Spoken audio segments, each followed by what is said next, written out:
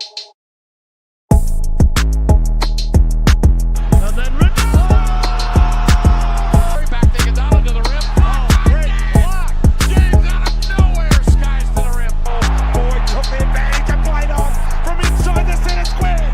Boyd kicked the goal. Boyd kicked the goal from inside the center. Here's Aloisi for a place in the World Cup. He's hands right back up.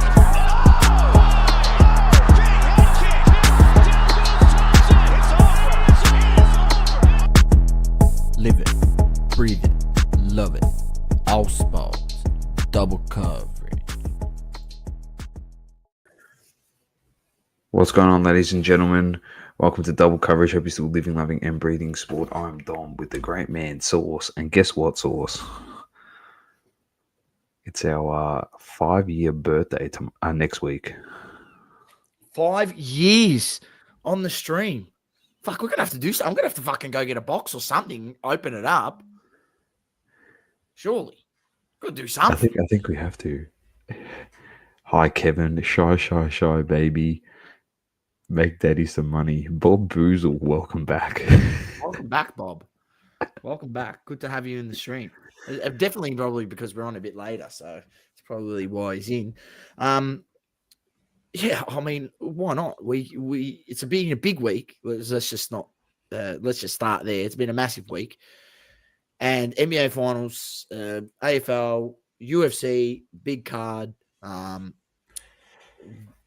You had what was touted and called by many as potentially a top 5 greatest tennis match of all time, the French Open final, Yannick Sinner versus Carlos Alcaraz. And not only that, Doma, it was just a big week, mate. I was trying to think. There was something else that was on my mind. Oh, that's right. Obviously, shout out to Jay Otapia, the Aussie, who got another win in the boxing. His last ever fight in Australia. He's taking and anyone who's listening to this and you don't know who he is the best Australian boxer that we have. He's the best guy. There's no. He's the best, and he's the best by a long, long stretch. Right? He's the only guy that we have that can potentially be an all-time great. He has that potential. So definitely following his career in the boxing, and give him a little shout out with the win that he got. He broke the guy's jaw, mate, with a hook. Broke his jaw. Dropped him. The guy went like this, and then he just stayed down because he realized his jaw was broken. He could have got back up, but he didn't want to fight with a broken jaw. And that's where Doma. There's 2 different people in this world. There's Jay Otapia, who had in one of his previous fights a broken jaw and kept getting up. He kept walking forward. He didn't stay down, and he ended up winning that fight with a broken jaw. Couldn't even do an interview after the fight. He was that fucked, right? And then you got the other guy who just stayed down. Look, no offense, I'd probably stay down with a broken jaw as well. But I mean, you're in a combat sport, and that's where that's the levels. There's levels. That's what I'm saying to you. You got. He kept going. Diminishing the other guy as a fighter. You're just saying there's levels to the game to be great. Correct. So, yeah, mate, Australians are tough. I saw the videos of them boxing the kangaroos. Hey, it's no joke, Bob. Those kangaroos will literally rip your heart out. And they are buff. You've seen the pictures of they look like they're the Rock. They're animals, mate. They're like saucy. They're beasts, mate. Yeah. They literally look like Francis Ngannou, mate. That's how ripped they are. They're pretty intimidating. If you get a full-grown, Bomber's got him in his backyard, yeah? Like literally. We have sparring sessions weekly. I mean, there's a nature reserve behind his house, and you literally you can go in his backyard, and on his back porch, you can see kangaroos. You can even walk on the walking track, and sometimes you have to turn around because they're on the walking track. And I'll tell you one thing about kangaroos, mate. They ain't moving for anyone. I'm just here to pump KD cards, looking at you, Bob Boozle. Splendor. Where's he going, KD? There's words he could go. I heard a whisper he could be going to the Spurs, Toma. Could you imagine that? Wemby and KD? What? It'd be Wemby's son. KD will be Wemby's son. That could be one of the greatest moves in a franchise history. You've got a guy like Wemby learning off a guy like KD, who's obviously Wemby's already better than him. no, you can't say that. Oh, No, he's not. I want No, to he's make I want to make controversial takes, mate. No, he's not. That's what I'm here to do now. You know, next week on our 5-year anniversary, I reckon I'm just going to make controversial takes for a whole episode. I'm going to say the most outrageous shit known to man. That's what I'm going to do next week. Be in a minute. How you don't guys already doing? do that. Yeah, I know. Doing well. Kevin Durant, you Sir Ashy. Kangaroos move for me, said Splendor. Yeah, because you're a big unit. I'm not intimidating. KD to SA is a done deal, just waiting to announce. It'd be crazy if it happens, mate. Absolutely mental. We'll start with the NBA. And of course, 2 games down in the finals. First game, the Pacers, Halliburton, Comeback Kings. they just did what they've been doing the whole time. And Comeback Kings. I think they shocked everyone. You can do it to anyone, but the team with the best defense, you don't expect them to do it to. Well, you don't expect them Oklahoma. to come back. You know, everyone thought that OKC had that game 1 tied up going down the stretch. And I guess not. Pacers have that ability to come back. And Hallie did it again. And yeah, look, what can I say? They pinched 1 game in Oklahoma. The thing is, yes, obviously that's great, but I think OKC is obviously definitely, good enough to go pinch that game back in the next 2 at Pacers. The gentleman's sweep is on. The gentleman's sweep is on with a back-to-back win and then close it out at home in game 5. You're saying? Well, I did say 4-2 last week. Yeah, I you said did. 4-2. I said 4-2. I went with you 4-2. I said 4-2, but I think there would be a gentleman's sweep in there. Now that they took 1 game there, all they have to do is take 1, lose 1, win them both at home. Or win 1 at home. Yeah. I don't know. SGA has dominated. So they lose the first one. SGA comes out. He still killed it in the first game, SGA. Played really well. Second game, though, was just a clinic. The whole team stepped up in that second game. They did. You could see by the shooting percentages of all the Pacers players that their defense was ramped up and making it very tough for them to hit some shots. So, yeah, they just turned it on. I'm telling you, J-Dub, if J-Dub and Chet stay healthy this series, it's over. Like, who's beating them?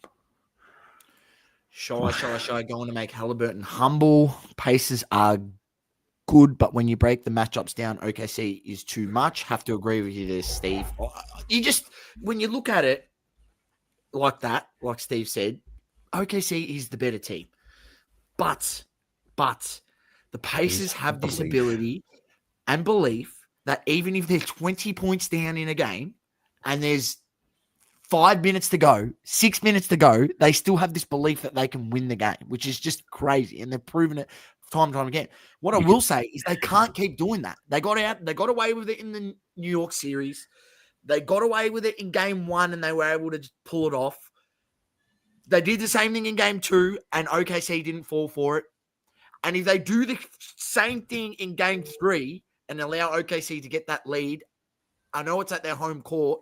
I just don't feel the OKC Thunder are going to allow it to happen again in this series. They're not going to allow a big lead like that to, squander it. The other thing too was it was the wake-up call I think Oklahoma needed in the series. I think, and I'm happy it happened in game 1 because, as you know, I really want SGA to win this chip because, like I said a few weeks back, I think there's a legacy, like a dynasty, that is able to be built around this team with Holmgren and Williams. And like we spoke about the picks, and they've got ability to then move for key pieces, shooters that they need, defenders. They're in such a great position. They don't need to go get another superstar. These guys are all young. So, but I'm happy it was the wake-up call in game 1. I think they might have thought to themselves, like, we're not the New York Knicks. We're not going to lose from 20 points down. We've got the best defense in the league. There's no chance they do that to us. I think they got a bit ahead of themselves. They got done. And then, as great teams do, they bounce back. And I reckon they've gone in there, and there's going to be leaders in that room. And the coach is going to come in and say, gents, you take this too lightly, you're not coming home with the chip. As simple as that. Because you can see what this team can do to you when you take them, we treat them like you tread lightly. You can't tread lightly against these teams. You've got to show that you're the best defense in the league. You've got to show you've got the best player in the league on your team. And you've got to show that you've got the best backup and role players in the league in your team as well. And that's what they did in game 2. And they schooled them. And I agree with you. If Pacers want to give 20-point leads now for the rest of this series, they will lose both at home and they will lose in Oklahoma in game 5 and it'll be done. And SGA will be holding up that finals MVP trophy, and the Oklahoma City will be holding up the title. So, yeah, that's just my take. I think it was good that it happened now. Yeah, fair point. But I'm still riding with OKC. It's going to be interesting. I think the next game is Thursday. So Thursday for us, Wednesday for the States, I believe. Yesterday was. I will double check that. No, I'm pretty sure it's Thursday. Thursday, 10:30. Yeah. Oklahoma, gamble responsibly, $1.45 favorites. Away from home. Home. So, look, I still can't see OKC losing this series. But as you said, good to get the wake-up call in game 1. Didn't make the same mistake game 2. And we're able to obviously, put them to the sword. And, yeah, look, they got Pacers, 2 things for the Pacers. Halliburton needs to be more aggressive earlier in games. You can't be – he got to the fourth quarter. He had, 5 points, fourth quarter. Not good enough, mate. I know that's, but you need to be better. You need to be looking to attack and score earlier in the game. And second thing is, you can't allow SGA to sort of dominate the way he is, because if you're going to allow him to have 34 points, 8 assists, it's either you got to keep him to 25 and let him have more assists, or try to keep his points down, or force him to take more shots. And not give up the ball and try and make him go for 50 and see if, him going for 50 and, closing off the other guys will win you the game, because you can't allow him to have 34 and 8 assists, Dom, because you're going to lose every game. You allow that sort of stat line. It's got to be one or the other. You can't allow him to dominate the points and the assists. You got to force him to be a facilitator, or force him to score 50. Because I feel like if he actually scores a 50 bag, they won't win.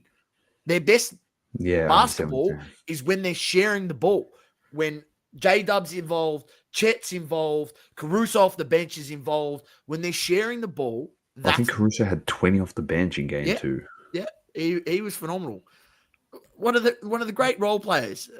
Alex Caruso, one of the great role players. I think he had a number of steals as well. I'm telling you, J-Dub is going to go for 30 plus in one of these games. He's set to go off. Him or Chet will have a game for sure. And if all three of them have that game like they did against the Knicks, against the Wolves, where they scored 84 of their team's total score, those 3 guys, good luck. Seriously, good luck. Hello, Andy. Welcome. Bob Boozle says the dancing bloke of Blez is going to bet it all. Blezzy is dominating the Blezinator. So SGA is goated. All I'll say is if the Blez didn't cover his bet, he's a peanut. Nah, he would have covered his bet, man. This is the Blezinaut we're talking about. He knows what he's doing. Anyway, it's a big series. We'll see what happens on Thursday. Like I said, I'm going to keep backing OKC. SGA is just so good to watch, man. Tell you what, that free throw merchant's going to have a title if you keep sending him to the line. So just wait and see what happens. All right, we'll move on, Source, just to some world game, and of course, mate, you can't go. I'm just so happy it happened this week. You know, in light of the podcast, it brought a tear to my eye. And Magda's been sending me like 5 videos already, Portugal videos, and just the happiness and joy of Cristiano Ronaldo. And you know me, I can't help myself, mate. And for him to score in the final too, injured, while everyone said he was washed, the fact that he's kicked the most goals in the Nations League, he top goal scored, it was the best.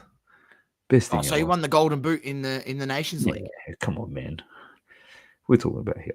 at 40 years old, mate. You know what the best part is? You know all these guys that came out and they bagged this bloke, bro. All the pundits in England, in Europe, around the world, they're like, he's washed. You can only kick goals because he plays in the Saudi League.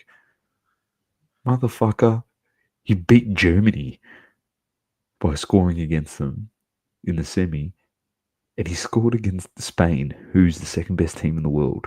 Where's he going next? There's supposed to be news coming staying. out from He's staying. Fabrizio. He's staying. He's staying at Al Nassr. 2 years. You'll get to 100, 1,000 goals there. He'll finish up at Al Nassr in 2 years' time. I don't think he retires. I think he does finish at Sporting. What will happen is he'll go to the World Cup. Whether he wins, good luck to him. I hope he does. But he's the ambassador for Saudi, and I think Saudi Arabia will get the World Cup in as him as the ambassador. They'll get the next World Cup. It'll be a shambles. By then, it doesn't really matter because Ronaldo will probably go back to Sporting, finish off in Europe, just play out his days there, mate. They play Champions League football. He can just add to his Champions League total goals all time. He's going to score, whether he's 45, 55, 65, he's going to score. Like, I don't know. What can I say? How can you not be happy for the guy? And I shared it out on our story because not many people might know the history of Portugal. They had nothing, Source, before this guy even existed in world football. They had nothing. No trophies, nothing. This guy's come along and he's been a part of all 3 trophies that country has won in their footballing existence. You look at the Brazils and the Argentinas and the Germanys and Italys. You look at these countries and they've got silverware. Whether it was Messi playing in the team or R9 playing in the team or who else to say, Germany, Thomas Muller playing in the team or Del Piero or Gattuso or Chiesa because he won the Euros. They all had titles, championships before.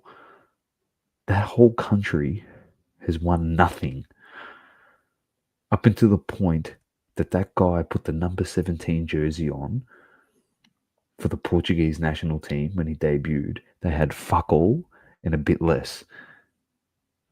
And now they've got 3 titles. And I'm not going to say it was all him. All right, because the Portuguese team is very, very good, man. Very good. Vitinha's a great player. They've got some very good players in that team. But geez, like, there's a direct correlation between this guy being one of the greatest to ever do it, if not the greatest player to ever do it, and that country having success. It's as simple as that. There's no beating around the bush, mate. So I'm happy for him, 40 years old. It's just nice to see a guy coming towards the end of his career win a trophy. If he wins a World Cup, Source, I'll probably get nude. Let's be perfectly honest. And we'll be streaming that final. And if he's in that final and they win, I'm not going to get nude on the show. I'll probably start crying. I will cry. You will see a grown man cry if Cristiano Ronaldo won a World Cup. I would cry on stream. be the best moment ever. So It was a big performance.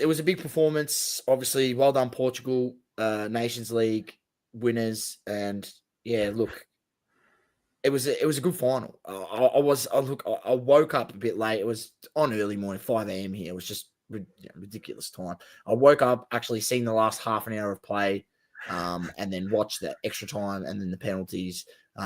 It was it was good viewing. Nonetheless. But yeah, look. It peaks for the World Cup, doesn't it? Like it's what you want as a national team. You want to have a good run up, good lead up to the World Cup. You want to feel good. World Cup's on next year, Doma. So we're back again, and it's going to be a big 12 months of the World Game. Big 12 months. It's going to be massive, man. It's going to be huge. World Cups are just the best thing ever.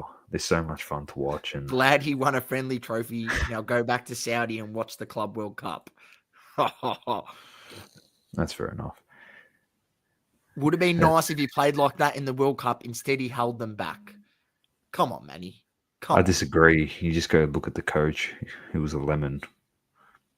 Come on. You got to remember, he played 88 minutes in this game. So it's the second best team in the world. So he scored. I didn't see Yamal score against him. I saw Yamal get dispossessed by Ronaldo. That's what I saw. So anyway, he's behaved. As I always say to Manny, you need to remember, Ronaldo didn't have success. He never retired from international football like a little bitch because he couldn't win an international trophy. Just remember that. You just need to always remember that. He never retired and then had to come back because he was made to feel ashamed by his country. You got to remember, Argentina hated him when he did it. So that's why he came back. This guy retired from international football because he couldn't win a trophy playing against fucking Venezuela. What a dud. What a fucking dud. Ronaldo's played against European nations, the best teams in the world, mate. Best players in the world. And he had to play against... I don't want to bring down anyone, but fuck, who do you play against? Outside of Brazil. I don't know who he played against. The best team that I think that he lost to was Chile when they had Alexis Sanchez, Vidal. Yeah, fucking Ronaldo lost to Chile. Jesus. Be the end of the world. Yeah. They did lose to Greece. That's fair. They did lose to Greece. Yeah, that's fair enough. Messi has a World Cup. End of convo. Yeah, 100%. No, he has a World Cup. I was talking about this. I was talking about this with someone today, and we were just talking about players in eras, and I was like, oh, he goes, oh, the Messi Ronaldo. He's a Messi fan, and he said, you got to be honest with me, Dom, and I'll be honest on this podcast for probably the only time ever, because as I always said, like, it was Ronaldo, Messi, top two players ever until Messi won the World Cup. And all of a sudden, Ronaldo was the seventh best player or sixth best player in all these lists. And it was a bit weird because it's just like, yeah, if Messi wins, fair enough. You want to put him one, you put him one. But Ronaldo has to be two. You can't just drop him 5 spots. And then he goes, oh, what do you reckon if they played back in the eras of Pelé? And I said, oh, do they have and he said, what happens if these guys played in our era today? I go, if they had modern science. He goes, no. He goes, you put any of those guys in today's game, they wouldn't stand a chance. He goes, Ronaldo and Messi Ronaldo would kick 100 goals a season playing back in Pelé and Maradona's time. He goes, you got to remember there was key players in that time in history, key players in key teams, but all the other players around those guys were shit. He's like, Ronaldo and Messi, he goes, especially Ronaldo, who's a goal scorer, he probably kicks over 100 goals a season. Like, the guy's been playing for 20 plus years. He'd have 1,000 goals in 10 years. You made a valid point because you go back and watch those old tapes and you're looking at the football and you're going, fuck, Messi would have dribbled every player and just had tap-ins.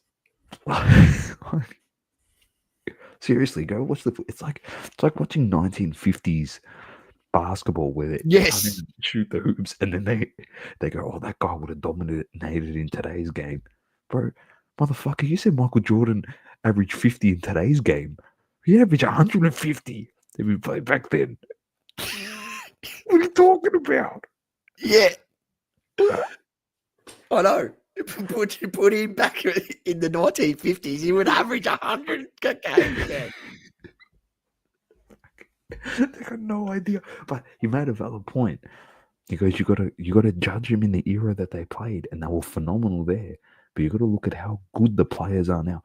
And that's maybe football and sport in general is a bit softer today than what it was back then. And I think it's those times have gone past where it's like, those people were just holding on to that era of, oh, it was tougher. It was just tougher. So that means the players were greater. I don't know about that. I reckon it's more difficult these days because they play that many more games in terms of football. Yeah. And we saw Ronaldo, like, I can't use Messi's example, and this is nothing against Messi. He came up through Spain, all right? So it's nothing against Messi, but we saw how hard it was in the Premier League when Ronaldo came in, and he dominated that. Yeah. He dominated. He was the best player in the world playing in the Premier League during that time. Correct. So to say he couldn't play against a guy that flipped burgers during the week, like, what are you talking about? Get the F out of here. Anyway, congratulations to him. Well, it's just more international. The fact that Messi and Ronaldo just have this sustained success for so long is unbelievable. And it's the same thing when it comes to tennis with Djokovic, Nadal, Federer. It has to take someone to come and snatch it away from them. If you really want to be great, you have to come and steal it. Whether it's Ronaldo at 40, and this is nothing on Yamal, he's still young, but that could be his only chance to rip a trophy from the jaws of life of Cristiano Ronaldo, and he missed out. Now he plays Messi in 2 weeks in the Finalissimo. He has the opportunity again to try and beat Messi. This is what it takes to be greatness. You need to beat these guys. What's this? I don't know. It's probably, I don't know. You're talking about friendlies. Sounds like a Mickey Mouse Cup to me. Yeah, well. At least the Nations League had a bit of, like it has a group stage and everything, and then they go to quarters and semis and whatever. So I didn't mind the UEFA Nations League. I would have missed it too. Well, just the context, Manny reckons that Morata looks like me. Alvaro Morata that plays for Spain. You'll take that. He's a good looking bloke. I know, I am a good bloke. But I would have missed the penalty kick. I'm not a good penalty kick taker. So it's also a good soccer comparison. Mate, how often do I say, Doma? Down the middle. Down the middle? High down the middle is underrated, mate. I'm telling you, high down the middle, because you don't want the trailing legs of the keeper to save your pen. So you got to get it in the top half of the goal, down the middle. I'm telling you right now, not enough players do it, Dom. I watched Kevin Muscat, penalty after penalty for Melbourne Victory, knock him down the middle. And no one fucking saved it. And he did it for an Australian uniform too. And they didn't save it.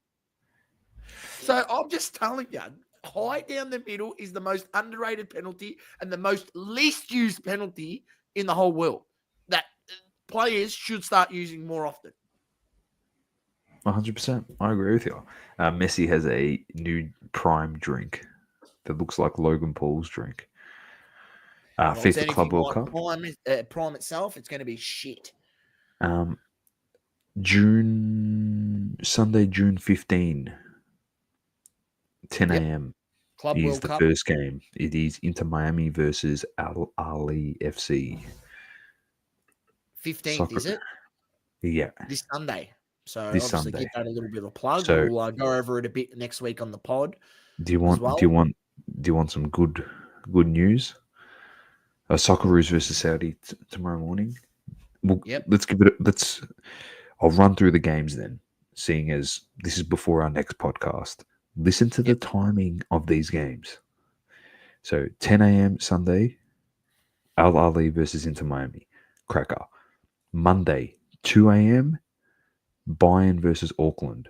5 a.m. PSG versus Atletico. 8 a.m. Palmeiras versus Porto. 12 p.m. on a Monday. Midday for us here, Source. There is games. Botafogo versus Seattle. Then Tuesday, 5 a.m., we got Chelsea versus LAFC. 8 a.m. is Boca Juniors versus Benfica. This is 8 a.m. Source.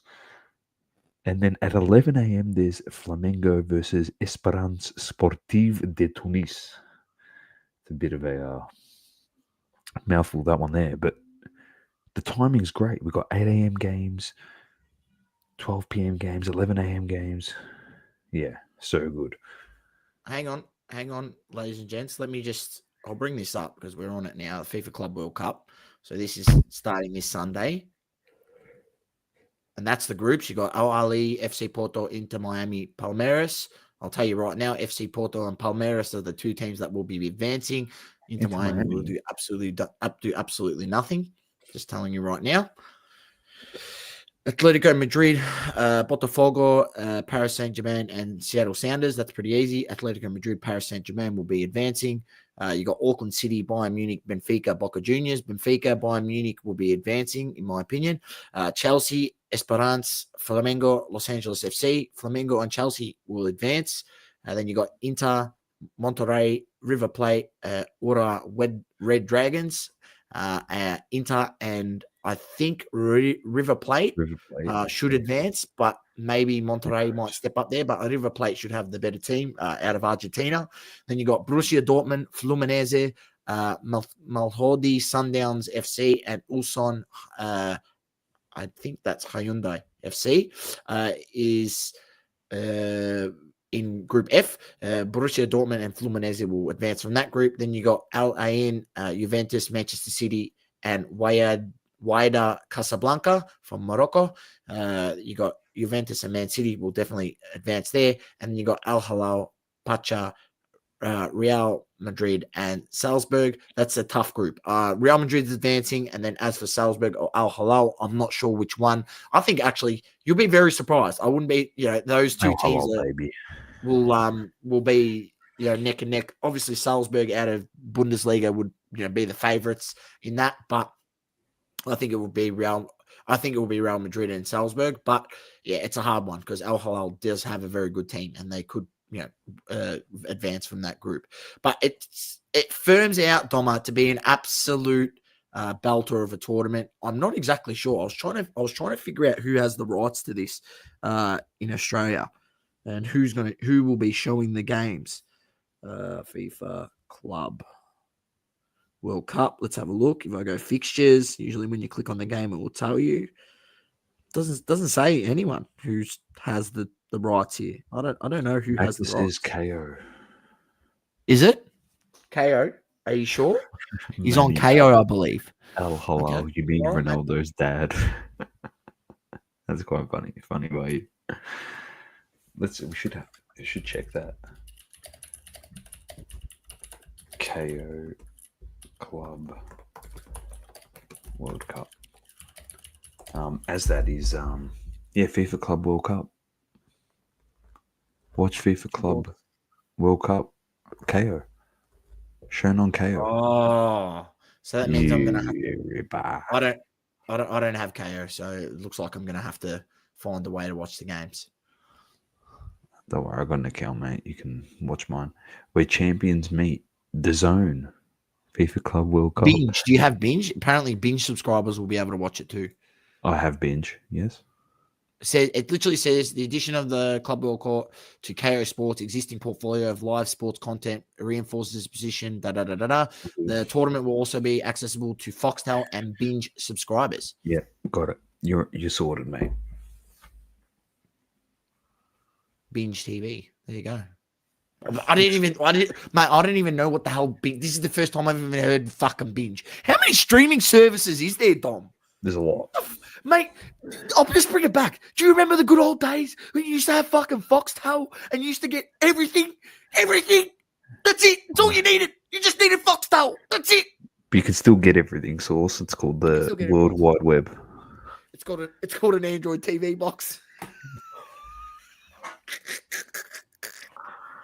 Oh, God. Just make sure you turn your VPN on because, yeah, that's it. That's all I'll say. Okay, fair enough. Easy. I wish live streaming, says Manny. Oh, not during the week. I'm working. No. The finals. We'll do the finals. We'll try and Maybe get some finals We'll games. Maybe do some live streams. Yeah. Easy. When Inter Miami wins it.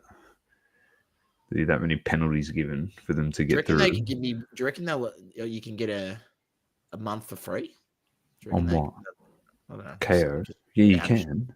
Just trying to milk it. Oh, that's what my mate. I had a mate, right, that did a whole year of free KO by creating a new account every month. He didn't want to pay for it. So he had 12 different emails and he had a whole year full of free KO. I tell you what would have happened when those 12 emails all expired.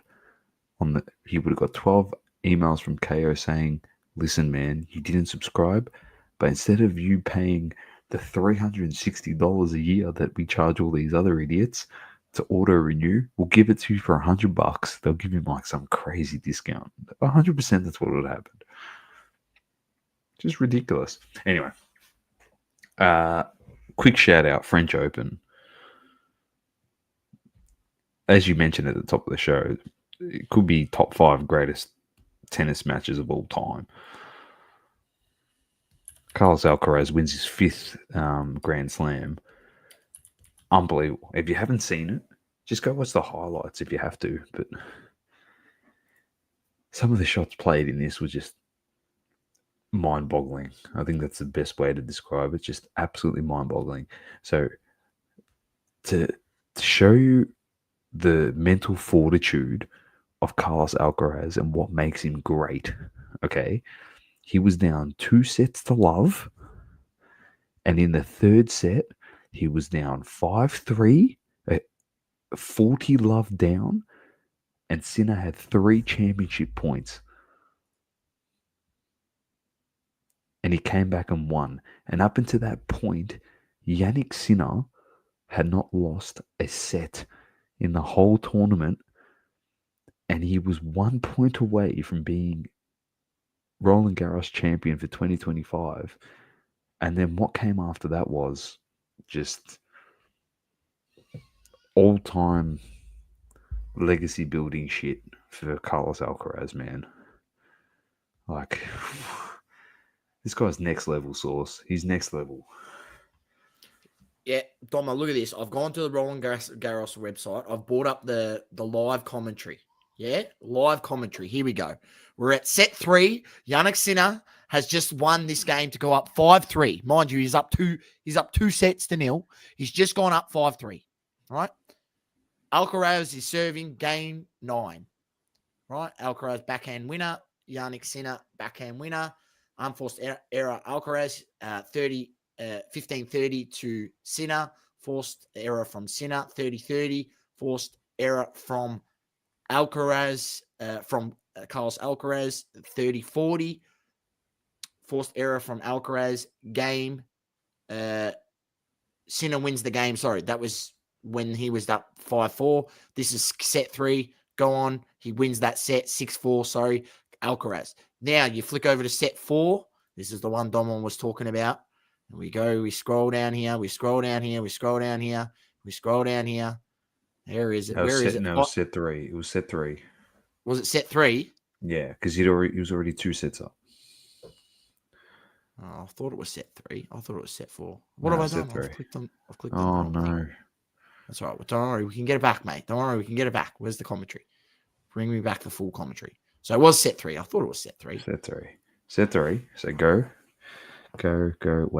Wait. Because that was Sinner wins the game to Go. 2-4. Now keep going down.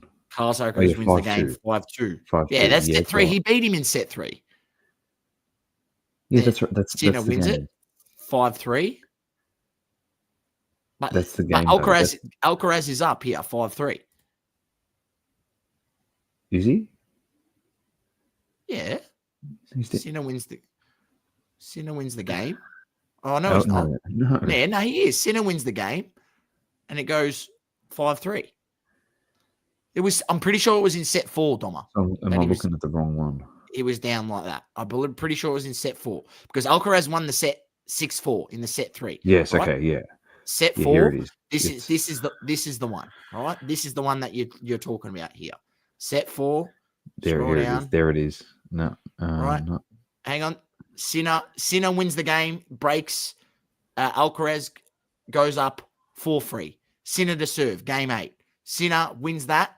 Up 5-3. This is right? the one. Sinner wins that game. Carlos Look at this. Alcaraz serving game 9. Look at this. Love 15. Love 30. Love 40. 3 championship points. Alcaraz wide serve. Sinner to his limits. Forced error. Unforced error from Sinner. It's 30-40. It's 40 all. Unforced error from Sinner. Blistering 206 wide serve. His big clutch first serve.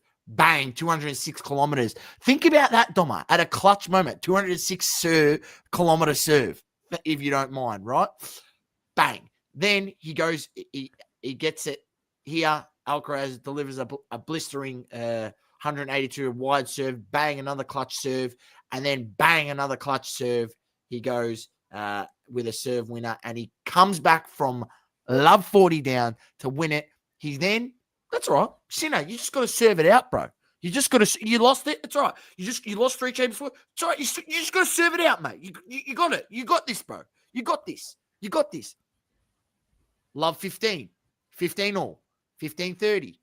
15-40. Alcaraz is on here. Alcaraz is on. Forced error from Sinner. Game. Alcaraz has got it back to 5-5. Just that series we just seen in that 2 games is just... That's what won him the tournament. And then he goes on this run and he just goes dominates. on this run and dominates. Look, love serve to love serve wins the game. And then the next one... And then it goes to tiebreaker. It goes to a tiebreaker. The next 2 sets. 4 and 5. In the tiebreaker, he ends up winning the tiebreaker pretty convincingly. Beats him 7-3. 7-3, and then he beats him 10-2 or 10-3 in the 5th. There you go. That was set 4, and then set 5. Obviously, we know what happened.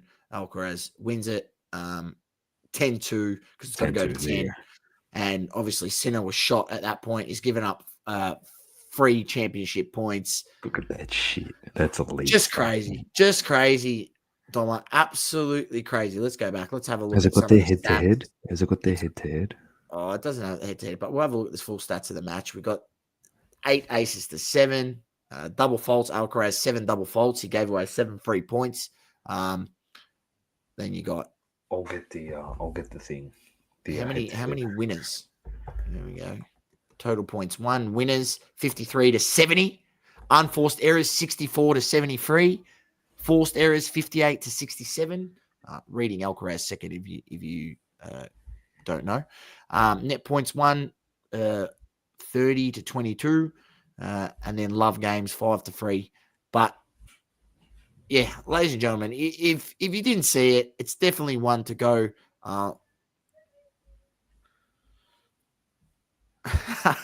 All of this passionate soccer and tennis talk I know nothing about just makes me want patient for college football, which we know nothing about, Splendor.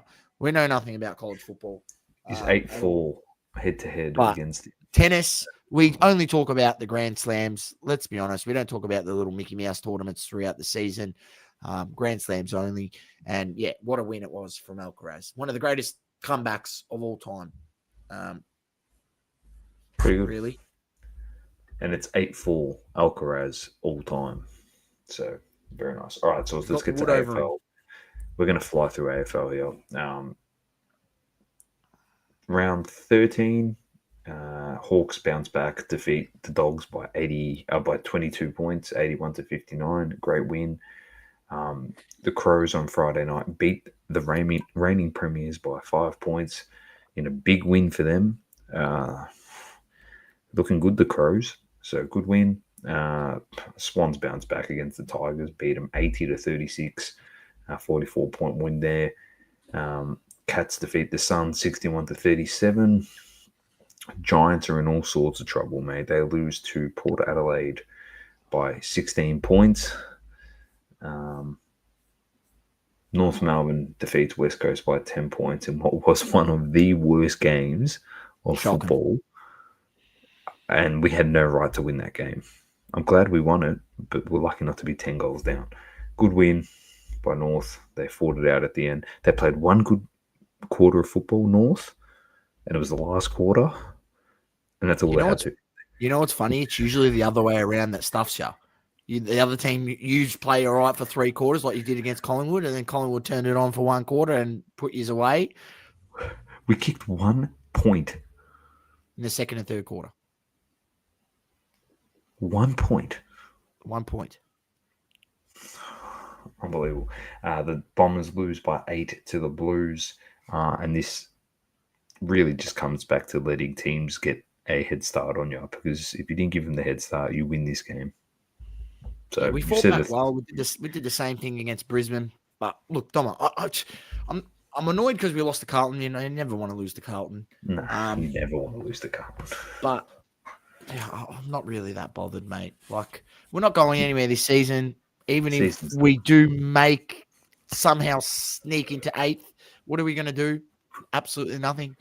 So there's no point. We might as well just try, get better draft picks. I don't want to see us, tanking. I don't want to see that. Obviously, I want to see the player development and player, players improving. I do like that a lot of young guys are getting games. We might have had another debutant on the weekend. And on the flip side, Carlton fans, you guys should be pissed off. Let's be honest. We've got 10 of our starting team out. You've got Harry Mackay out. They're no good, mate. That's it. They're going to end up making finals, I'm telling you. They'll end up making finals. And everyone will come on here and, you were wrong, Dom, you were wrong. And then they'll do nothing again. And we'll be back in the same cycle. And, big season 26 coming up for the Blue Baggers. And you'll be shit again because, you get Jagger Smith back, the guy that hasn't played one game of football. And you'll be like, we got Jagger Smith this year, all-time recruit. We're gonna make the finals. We're gonna win a flag this year, and you'll be absolutely shit. Like, you're rubbish. You're just no good. You're wasting Cripps's best years, mate. You've wasted them. This guy is a warrior that's just been battered and bruised for this football club. You had to win in his prime. Instead of him having to play with fucking broken ribs just to carry a football club. Yeah, it's not often you can get a contested ball beast like that. No, it's not. You need to win with them. You need to win with them. Even just one. And then the last game was the Pies defeating the D's by a point. And, of course, the big story that came out of this was the Max Gawn, Stephen May push and shove that we saw.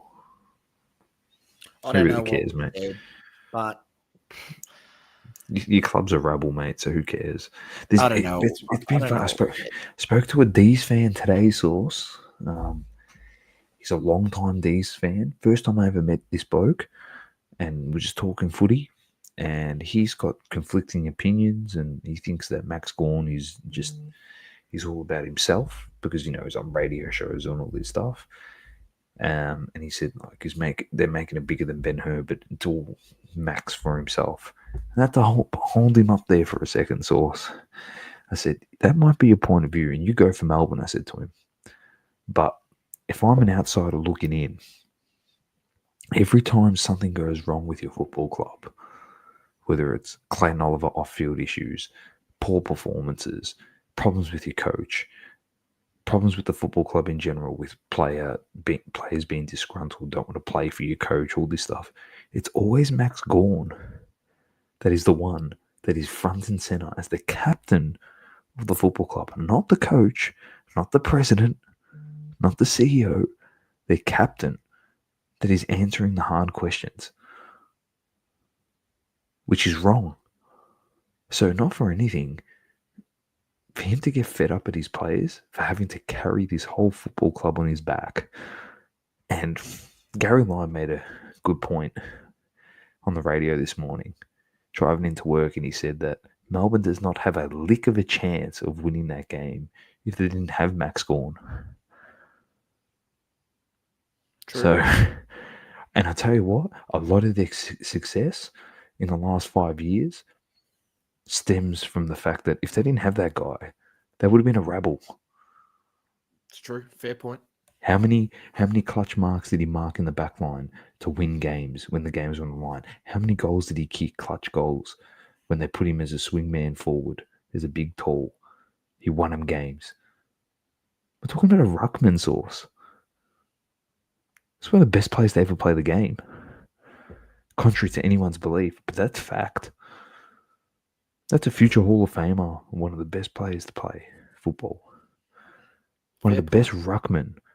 And you can argue he's the best ruckman I've seen since Dean Cox. By a mile. So, it's a bit of flack on him. But in the same sense, the Pies find a way to win, mate. That's what premiership winning teams look like. Source. And I'm not sure if it's people having a sick that Nick Dacos got a few free kicks in the second half. But, mate, that's... You know what? It's... Mate. Sorry, but do people... are people ignorant to the fact that, if you're a great player, you probably get more calls than your average players? And also, even the great players used to work the umpires. You have to have a chat to him and go speak to him and everything. I mean, look at, you look at basketball, the greats, Kobe Bryant. If the ref missed the call, he used to go there and say, hey, talk to the ref and say, you missed one, this and that and that. And what would happen? You'd go down the next possession and he'd get the fucking call. Right? So that's what you do as a great player. Yes, you go whinge to the ref and people go, oh, he whinging to the ref, whinging to the umpire, whinging to the umpire. That's what you do. You go talk to the umpire and tell him, this guy's literally grabbing my jersey before I have the ball. That is human psychology. If you point out to a human being something that's happening, they are going to actively look for it. And that's what Source is saying. It's about manipulation, mate. It's not cheating. It's just putting the idea of what's happening in the forefront of the umpire's mind. So the next time the ball's in the contest and he's Nick Dacos is going to go, oh, jumper pull. Nick Dacos jumper pull, getting held. And he's going to see it and he's going to call a fucking cheapie that wasn't there, but it's because it's in his head. And once he blows that whistle, mate, it's as good as done. So also you're on the money, mate. The greats do it. And I'm telling you, he's one of the greats. Nick Dacos, very early on, but he's going to be one of the greats. I don't know. I mean, I don't know why people, people had this same sort of attitude towards Gary Ablett as well. They just hated Gary Ablett as well because he was, and I don't know why. Why do people hate great players? Like, you look at Nick Dacos. Yeah. Nick Dacos is playing you're playing one of the most physical games in this whole planet, right? If not the most physical, right?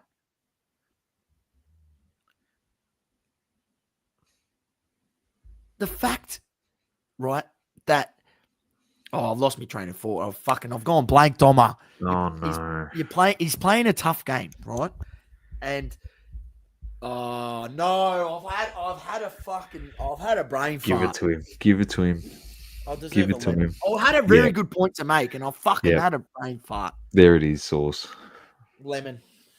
I've lost my train of thought. Yep, you have. The lemon. A bit of spice on that too. I forgot that we had this in here.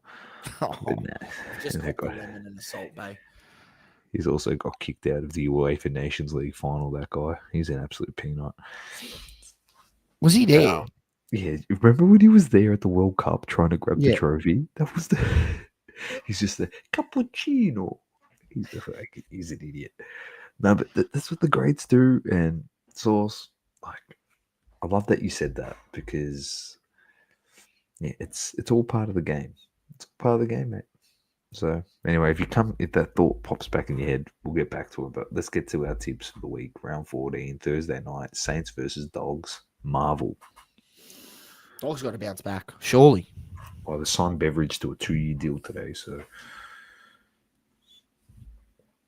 I'm going Dogs. Dogs. Hawks, Adelaide, Tassie.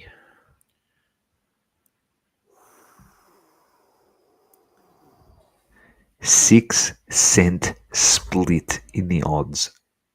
$1.89 the Hawks, $1.95 the Crows. Gamble responsibly. Traveling to Tassie. I just got to back the horses in Tassie. Yeah. You know what? If it was at the G, I could make a case for Adelaide. Yeah, you I probably could. Yeah, you know what? I'm back. They're still in the game, but I'm going to back Hawks. I'm back in Adelaide. Lions versus Giants. Wow. Lions. Two teams playing rubbish football at the moment, but I'm going Brisbane as well. Bombers versus Cats at the G. Oh, Geelong. I'm They going have Geelong. a number. We got too many injuries. The greatest game fixture of all time. North Melbourne at home at Optus Stadium against Fremantle. He's going to lose by 40 plus. The line's 31.5 or the spread 31.5. I'm predicting 40. The fact that we signed this deal for 3 years to play 2 home games in Perth against the Perth clubs for 3 years. This being the first year, so we've got 2 more years of this shit. Is beyond me. So anyway, and the Sunday wrong for game, 25 and Brayshaw for Fremantle. 55. Nah, it's wrong for 25 and Fremantle to win 40 plus. There you go, ladies and gentlemen. Gamble responsibly. And then the Sunday games, Port Adelaide versus Melbourne at the Adelaide Oval. Port. I'm going to go Port. Yeah, I reckon that's gonna They should have a bit of confidence, coming back from friction. GWS. Friction in the club, mate. Friction in the club. At the D's now again. Back to turmoil. And then the last game of the round, Eagles versus Blues, Optus Stadium. Oh, Blues. I'm tipping the Eagles. You're an idiot. You reckon? Depends. If Waterman comes back, maybe. I think he's back. Oh, maybe. Oh, it would be a great loss for the Blues, wouldn't it? There'll be an all-time. Well, the reason why I tip against the Blues is because I need them to not make the 8. So, and the buys this week are the Pies, Suns, Swans, and Tigers. The ladder at the moment. Collingwood on top, Brisbane, Adelaide, Geelong, Gold Coast, Hawthorn, GWS, Fremantle. And I just want to point out one thing. Oh, Waterman done for the season, said Magda, shoulder. I want to point out one thing. I know we're halfway through the season, Source. Halfway through. But Collingwood and Western Bulldogs are outside the 8 now. Who? Sorry, Carlton and Western Bulldogs are both outside the 8. Both outside the 8. Yep. That was my call. We'll wait and see what happens because GWS are a bit shaky. Blues are 2 games out of the 8. Dogs are a game out. So watch this space. And North Melbourne is 3 games out of the 8. That's it. UFC Source. UFC, Doma, it was a massive card. If you didn't see it, don't worry. We've got you covered. We're going to run you through it because I was a little bit unwell Sunday, so I wasn't feeling the best. So it was a great day to just sit on the couch, watch the UFC, watch your shit football club, Doma, play the Eagles and watch an absolute toilet bowl of a game. And then watched Essendon lose by 6 points or 8 points. I can't remember what it was exactly, but against the Blues. So I watched the main card mainly. I seen which fights did I see? I'll tell you exactly, and I've got it prepared, so I'll bring it up. I'll bring it up. Hang on. I've got the wrong screen pressed. There we go. That's the one. So here it is, Doma. I'll run it through. Mirab Dashvili against Sean O'Malley. Number 2, Mirab gets the win with a submission in the 3rd round. This guy's unbelievable. I don't know who's going to beat him. He just doesn't get tired, and he's going to start submitting guys, finishing. Sky's the limit. I don't know in that bantamweight division who can take him out, but we'll see. The co-main event, Kayla Harrison gets the win over Juliana Pena. She said she was gonna beat her. Yeah, look, this fight, Kayla Harrison has been coming up the ranks for a while. When she got into the UFC. Obviously had to prove herself. She's undefeated. She's got the title. And then I'm not sure if you're seeing Doma after the fight. Amanda Nunes was there. So Amanda Nunes came into the ring. They had a bit of a face-off. Apparently Amanda Nunes is back. And that's the next fight. It's going to be Kayla Harrison against Amanda Nunes for the belt. And to potentially battle off who's going to be the greatest ever women's bantamweight in history, because that's probably the only woman in the division that can probably beat Kayla Harrison. She's got Olympic gold medal, and now she's also got a UFC belt. So a big win by her, submission 2nd round over Pena. Got her in a Kimura, I think it was they call it, bending the arm back. And, oh, mate, I'm telling you, if Pena didn't tap, she would have had her shoulder snapped in 2. So glad she tapped, because it could have been disastrous. Pena beat Nunez, didn't she? Correct. She did. Kayla Harrison could be the future. Well, yeah. If you have a look at her, you just she's a if you have a look at Pena and Harrison, you're like, how are these 2 women in the same weight division? How? Like, Harrison she's huge. She's a unit. She's a unit. Kelvin Gastelum loses to Joe Pyfer. Mario Batista defeats Patchy Mix. Kevin Holland submits Vicente Luque. That was a great fight. Then you had Bruno Silva defeated by Joshua Van. Watch out for Joshua Van in the flyweight division. He's undefeated. So, Doma, on undefeated watch, Joshua Van. He's going to be an absolute beast in that flyweight. So let's see. Is that the guy to come up and potentially give Pantoja a run for his money? Is it? I don't know. Maybe it is. He's undefeated. Azmat Murkanov defeats Bresinzen Ribeiro with a KO in the 1st round. This guy's undefeated as well. Azamat. Hey, Azamat, isn't that the Azamat and Borat, the movie? Azamat Murkanov out of Russia. He's a unit. I think as I said, I did say he's undefeated as well. So watch out for him. He could be potentially having a title bout at some point. He wants a ranked opponent. He can't get a ranked opponent because every time he keeps getting a ranked opponent, they keep pulling out. So I want to see him against the ranked opponent, and then he could, rocket his way closer to the rankings and then potentially get a title shot. Then he had Waldo Cortez Acosta defeating Sergey Spivak with a 3rd round decision in the heavyweight. And then you had Andreas Gustafsson against Chaos Williams, Gustafsson defeated Williams with a decision over the 3 rounds. I won't go through the early prelims, Doma. That was the card, UFC 306. And then this weekend, we've got another absolute belter. An absolute belter. Have a look at this, Dom. UFC Fight Night. Usman versus Buckley. This could be a main event. Like, this could be on this is free to air. This could be on a main event, this fight. Like, it's an absolute cracker. Usman against Buckley. Then you got Rose Thug Namajunas against Miranda Maverick.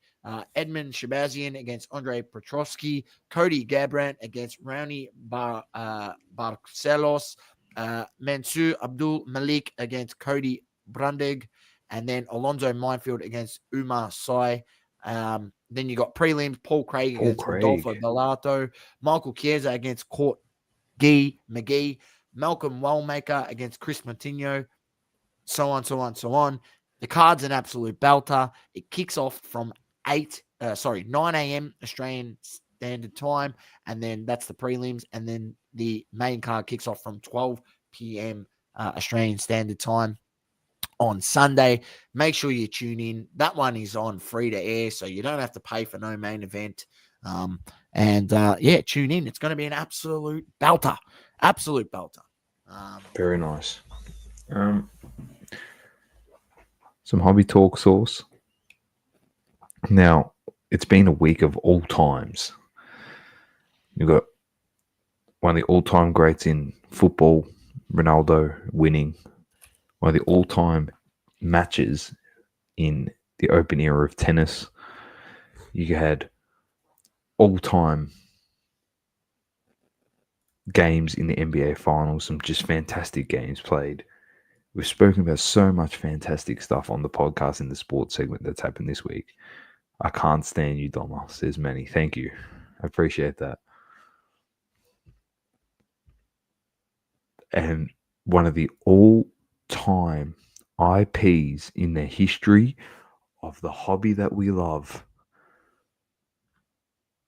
is back, baby. The poo is back.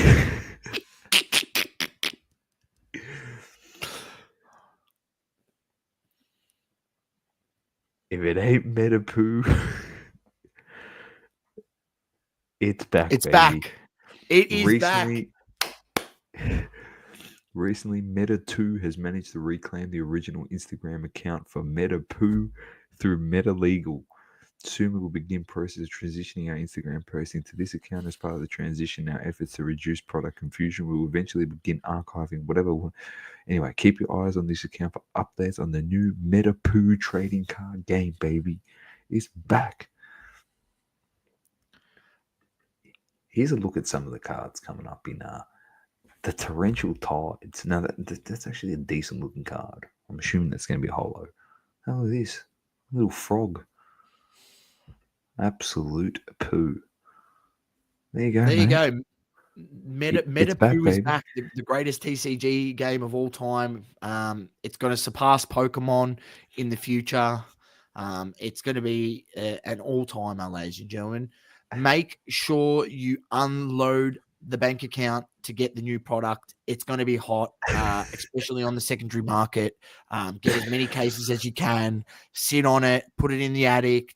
I'm telling you guys, this stuff is absolute poo. Get on it, mate. Get on it. It is absolute poo. Make sure that you invest in Meta Poo. All right. Heavily. I'm just letting you know, Meta Poo is absolute going to be an all-time great TCG game. Great. Did anyone see Steve Aoki at Hobby Hangout XL? No. We're too busy looking for Juanito, mate. I know. We were told Juanito was there. I was looking for him everywhere. Oh, that source let us down miserably. Buster Share. Had him on the show. Had him on the show. Very early days of double coverage. Great guest. OG's Lovely no. guy. OG's no. Did a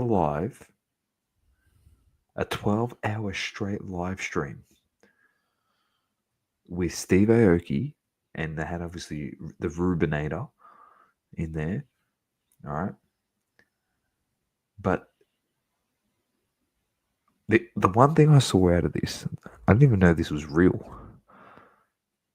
It says most views in a celebrity stream and most sales in a single stream of the AM graded album. I was like, what in God's green earth is AM grading?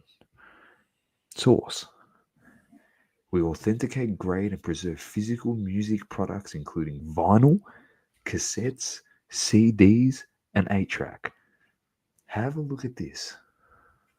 Hey, I'm telling you guys, and this is what I said this on the show, Doma. I said this on the show. People are going to view CDs in the future like they view records nowadays.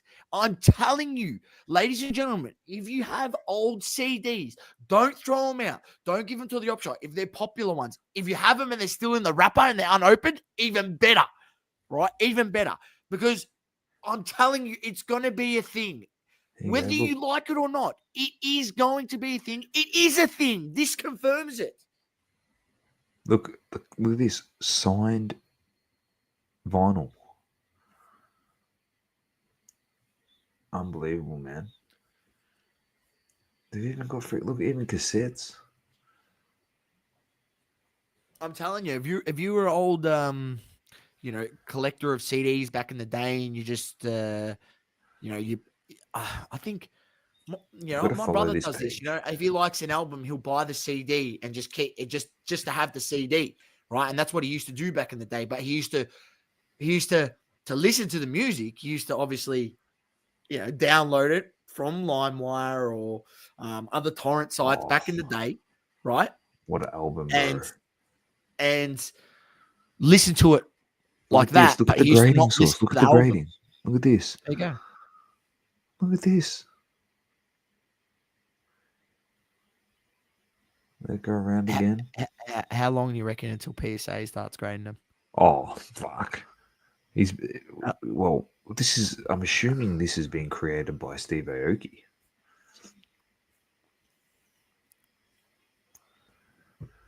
We got to go do some research, baby. Live on the podcast. Share this tab. This is the website. Vinyl, $75 to grade vinyl, $50 to grade CD. This is USD, mind you. Cassette, $50, 8-track. Yeah. Here we go. You know that he's involved with it because he's on the front page of the website. Yeah. This is, ladies and gentlemen, the best segue we've had in the history of this podcast, because the guy that helped create Metapoo is this guy, Steve Aoki. And anyone who didn't catch the sarcasm in the last bit about the Metapoo, just in case you thought I was being serious about buying cases, stay away from it. It failed once and it's still failing. They're trying to relaunch it and bring it back to rip people. There was a reason why when I went into Cherry, they had Metapoo packs in the $1 pack section. Every pack in the box was $1 or $2. So you would never see a Pokemon pack being sold for $2, Dom, even if it was a shit set. Still going to go for your $7, right? Yeah, they've even got merch, mate. Roll around with AMG. Surely they get sued by Mercedes. That's what I was about to say. I said, people think you bloody wearing Mercedes gear. Anyway, this is a whole bunch of their stuff. If you want to go check it out, do what you got to do. But I just thought it was interesting, they're not mate. The first one, and I could be wrong. I'm pretty sure they're not the first to do grading of CDs, vinyls, and stuff. I think there's another company that do it. I believe soon, mate. They're going to start mummifying people again. When you're done, they're going to end up grading you. That's it. Yeah, but you're going to live forever. The thing is with like CDs, there's still CDs getting obviously created now. Now, if there's certain prints on it, like this CD was like that CD was created sort of back here. Well, vinyl's back, mate, in a big way, and yeah, I know everyone's going crazy for it, mate. It's such an untapped market, but the problem is like there's a lot of big vinyl collectors. My wife being one of them. So, and my father-in-law is probably like the biggest one I've seen. So, but the crazy thing is they've got originals source and they're in mint condition, yet the reproduction still sells more. Like, it makes no sense. The market hasn't understood that yet in terms of like prints and editions. Like, Yeah, they do surely for that like must come into play. that has to come into play eventually, because man, I mean, I if you sense if you've got like a Beatles, you want one of the OG prints. You know what I mean? yeah. If you've Oh got no, for if you that got stuff, yeah. For that stuff, yeah. But like some of them are like reprinting. I don't know what's a good one. We'll just say Lionel Richie. All right, it's yeah, like $100 for a brand new reproduction, but you can go buy the same album if you're looking at an antique shop or trash and treasure or at a market for $30. Yeah, okay. Sometimes it's not in mint condition. The thing, the sleeve might not be yeah. in mint condition. But if you find the vinyl in mint condition, who cares about the sleeve? I understand when you're selling it, but I don't know. I guess it's the same as Yeah, well, it your will be grading interesting to see cards. how this market develops. Yeah, for What's this CDs space? and cassettes and all that stuff. I called it ages ago, Doma, and You did. not You for did. anything. I You have did. literally, for albums and things that I like or I think are epic albums of guys, musicians that I like personally, like with anything. I have been, I'll buy a CD here and there. I'll buy one here, buy one I there. like it. Smart. Just sit on it. Just sit on it. Just chuck it in a drawer. Don't open it. Don't play it. Don't need to. Got Spotify, got Apple Music, got all these streaming devices. YouTube, if you want to Keep it listen in to the the music. plastic, baby. Just keep it in the plastic. Take off the price sticker if you can. Trick if it's a bit sticky, get a hair dryer over the top. Heat up the glue. Peel it off. And put it away. Here you Yeah, go. there This you is go, JB. Dom. This is JB Hi-Fi. Like, But that's what I mean. You got old like Damn, yeah. Like, look, that's a newish album by yeah. Kendrick Lamar, But I'm talking like older stuff, like they're doing reprints of older generations of I'm trying to see if that I can stuff that find. used to be on vinyl. Surely trying the to see if I originals can must see be worth someone. more than the new reprints. Like, how can the reprints be Maybe worth I've got more it than wrong, which is very likely because it's me. But I'm just trying to see if I can see an old school album. these are all pre-order, Doma. Yeah. Got red and there you go, opaque red. I seen this sick fucking video yesterday. You know Young Blood, the singer. He's British. He's like, I think he's rock and roll. He's called Young Blood, and Steven Tyler from Aerosmith was talking to him, and he goes, "Oh, I got it done for you." And obviously, his name is Young Blood, all right? So his new vinyl, he got it made, and you know those like those little lava lamp things, not a lava lamp, but you know those things we used to get, how they used to ball up the colors, and it used to look a bit like a kaleidoscope, but it was like liquid in those tubes. He had it in the vinyl. It was all red. It was like all at the bottom, and he shook it up, and it looked like blood in the vinyl. It looked fucking unbelievable. I wonder if I can find the video. Young Blood, Steven Tyler record. Yeah, this is the one here. You won't hear the sound, but it's just so if you're watching. I was going to say, make sure it's not on YouTube so we don't get done for. We'll see if it loads. See this? I think it's his actual blood. I think it's his actual blood, actually, because he's got a blood IV going. But look at that. That's crazy. a vinyl. That's mental, bro. So yeah, anyway, watch this space. Source is on the money, mate. My live will be a PSA 5, says Andy. I got Michael Jackson vinyls, the OG one, says Magda. That's pretty good. It's good. Hold on There's to a whole them. heap of vinyl Send them shops to around. send them to AMG Grading, Magda. I think there's a few other gradings as well. Surely there's like I'm typing in Le Mans Grading. That's not gonna work. No, it's not working. Anyway, that's it for me, mate. We're at an hour and 20 minutes source on this pod. We were going to look at Golden, but we'll be on here for another 50 minutes if we do so. We will be. We'll keep that for next week, ladies and gents. We might go for a bit of a look on Golden, see what's being sold. But there you go. Metapoo is back. And records... Don't buy it. Contrary to the glowing review that Saucy just gave it as a product. And Matt, you know who would give a review that good on a product? That was absolute poo? Grayson. Speaking of Grayson, I have to bring this up. I did want to bring this up, but you brought him up on this, and I take any moment I can to give shit to Grayson. And he put a TikTok video up. And as you know, just relax, ladies and gentlemen. I'm not trying to start beef. We're mates. Just calm your farm. But he put this video up, and he's talking about when he bought all these Sanchos and all these guys, and he's like, I spent all this money on this guy. I've lost all this money.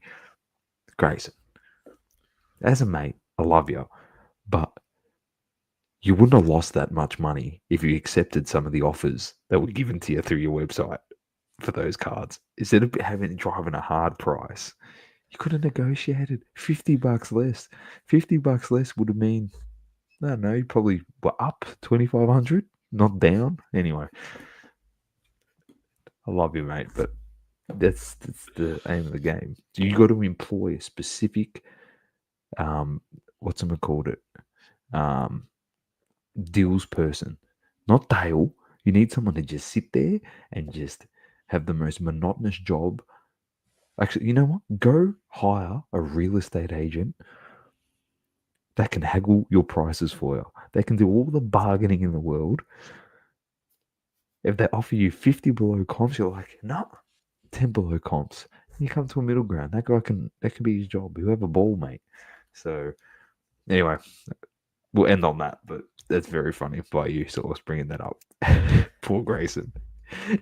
Copped the flack on Andy's. Some flack on Andy's roaming Andy as well because of us. Because just go watch it. It's very funny. Anyway, keep living, loving, and breathing sports. I'm Dom with the Great Man Sauce. Peace. Like and subscribe. Thanks for tuning in, guys. Thank you. Thank you for tuning in. Please don't forget to leave a review on the Apple Podcasting app. Also, follow us on socials, Instagram, Facebook, Twitter, and TikTok. Talking all spots, double coverage.